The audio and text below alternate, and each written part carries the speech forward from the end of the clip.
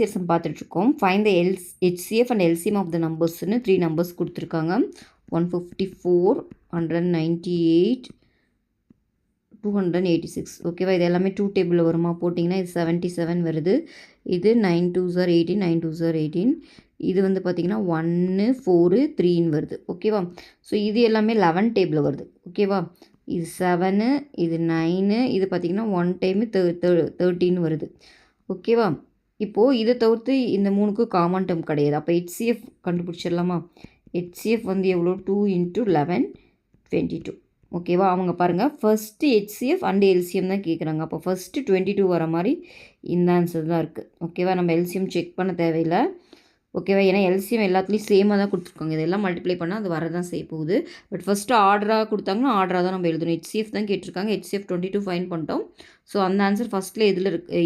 ஏ ஆன்சர்லேயே இருக்குது. ஓகேவா?